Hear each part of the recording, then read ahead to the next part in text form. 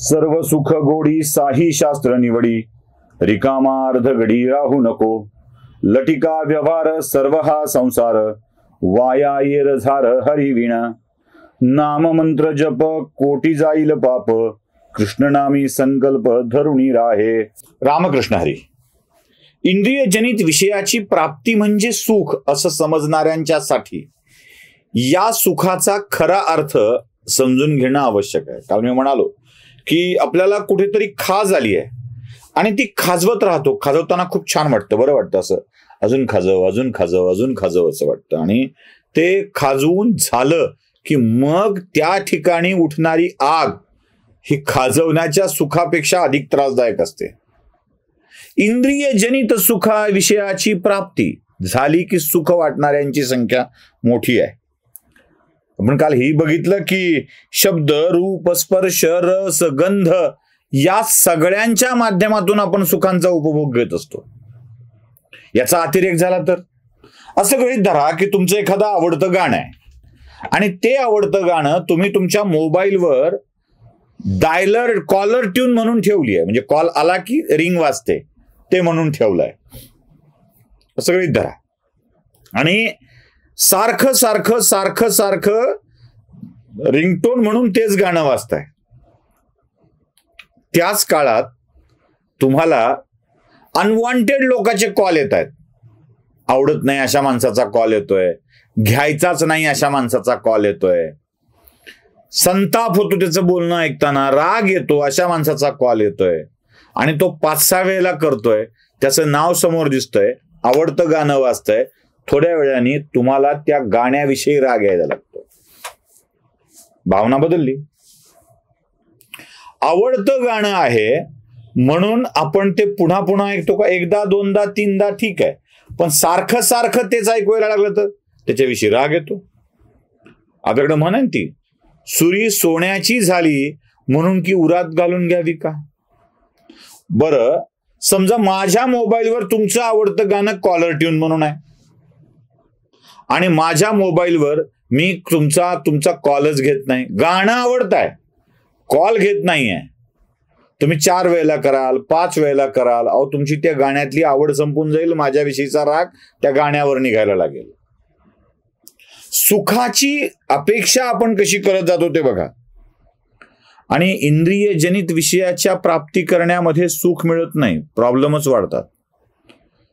महाभारतातलं शंतनूचं उदाहरण काय? आवडली सत्यवती, करायचंय म्हणलं लग्न, केलं लग्न आणि एकूण घराण्याची पुढची सगळी दिशाच बदलून गेली. भीष्मांना काय करावं लागलं बाकी सगळं आपल्याला माहित आहे. महाराज पंडू जंगलामध्ये माद्रीला स्नान करताना बघितलं आणि इंद्रियजनित विषयाच्या प्राप्तीसाठी माद्रीच्या जवळ गेले. संपलं, आयुष्य संपलं. असं होतं. इंद्रिय जनित विषयाच्या प्राप्तीच्या मागे तुम्ही लागलात आणि त्याला सुख समजू लागलात की गडबड होतेच होते. मग सुख सुख सुख नावाचा प्रकार काय आहे? कशाला म्हणायचं सुख? ईश्वराच्या प्राप्तीला सुख म्हणावं. रूपाचा अभंग ऐकलाय का हो कीर्तनात? कीर्तन म्हणून परफेक्ट असतं बरं का. कीर्तनाचा प्रारंभ कसा केला जातो बघा. रूप पाहता लोचनी सुख झाले हो साजनी. रूप पाहता लोचनी सुख झाले हो साजनी. तो हा विठ्ठल बरवा, तो हा माधव बरवा. बहुत सुकृताची जोडी म्हणून विठ्ठल आवडी. आणि सर्व सुखाचे आगरू बाप रखमा देवी बरू. सगळ्या सुखाचं आगर कोण आहे? सगळ्या सुखाचं केंद्रस्थान कोण आहे? कुठे आहे सगळ्या सुखाचा संचय? तो सगळ्या सुखाचा संचय कुठे असेल तर तो भगवंताच्या जवळ आहे. सुख सुख सुख म्हणजे काय? ईश्वराची प्राप्ती. तुकाराम बुवा काय छान सांगतात ना, किती छान. बरे झाले देवा निघाले दिवाळे, बरे या दुष्काळे पिढा केली. तेव्हा ही सुख नाही दिलीस हे फार बरं झालं. तू सुख दिली नाहीस म्हणून तुझ्या नादाला लागलो, आणि तुझ्या नादाला लागलो म्हणून खऱ्या सुखाची प्राप्ती झाली. तुकाराम महाराज म्हणू शकले असते ना, देवा काय आपले संबंध छान आहेत, जसे मंत्री कंत्राट देतात, खंडणी मागायचा अधिकार देतात, कुठे अवाधाकडून माग म्हणतात, अजून कोणाकडून माग म्हणतात, नाही मागित तर लोकांना संपवायची मुभा देतात, संपवलं तरी दाबून टाकायचे ताकद ठेवतात. तुला तर मी फक्त पैसेच मागतोय, सुखच मागतोय, आणि देवानं दिलंय असतं, घे म्हणले असते, काय त्याला अशा सुखात पडलाय. पण तुझी आठवण ठेवण्यातच खरं सुख आहे. तुझी आठवण ठेवण्यातच खरं सुख आहे. ज्या विवेकानंदांचं उदाहरण आपण बघितलं, ते म्हणाले मी हेप्नोटाईज नाही करत, मी डिहेप्नोटाईज करतो. सुखाच्या उपभोगाचं संमोहन जे तुमच्यावर आलंय, त्या संमोहनातून ईश्वर सांगून जाग करण्याचं काम करतो. त्या विवेकानंदांना कालीमातेच्या दर्शनानंतर माते नोकरी दे, पगार दे, ऐश्वर्य दे म्हणता आलं असतं. काय मागितलं?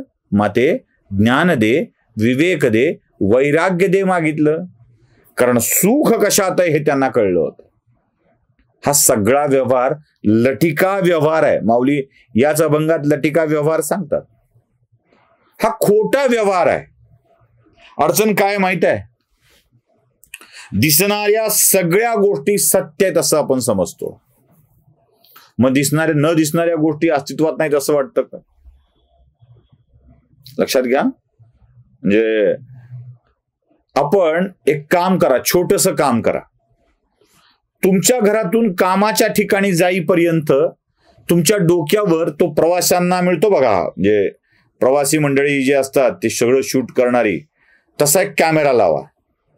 डोक्यावर लावा, गाडीवर लावा, डॅश कॅम लावा तुमच्या गाडीचा असेल तर. आणि तुमच्या रोजच्या कामाच्या ठिकाणावरून, घरच्या ठिकाणाहून कामावर, कामाच्या ठिकाणाहून घरी जाईपर्यंत रोजचा जो प्रवास आहे त्यातले त्या 15, 20, 30 मिनिटाच्या व्हिज्युअल्सला काढून बघा. व्हिज्युअल्सला काढून बघा आणि सहज डोक्यात येऊ द्या की यातलं मी काय काय बघितलंय.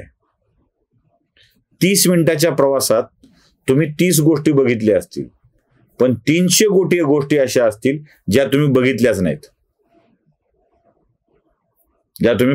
नाहीत. ज्या 30 गोष्टी बघितल्या त्याच खऱ्या आणि 300 दिसल्या नाहीत म्हणून नाहीतच असं म्हणता येईल का? म्हणून माऊलीला लटिका व्यवहार म्हणतात. लटिका व्यवहार हा सगळा लटिका व्यवहार आपण करत असतो. या लटिका व्यवहारात आपली अडचण कशी आहे माहित आहे? आपल्याला सुख कसं हवंय? आमचा प्रॉब्लेम हा आहे की आम्ही पक्षाच्या गतीने सुख मिळवायचा प्रयत्न करतो. फळावर बसायचं, चोच मारायची, चोच मारून मारून धक्का मारून फळ तटकन तुटतं. जेवढं चोच मारून मिळालंय तेवढं खरं, बाकी फळ मातीत.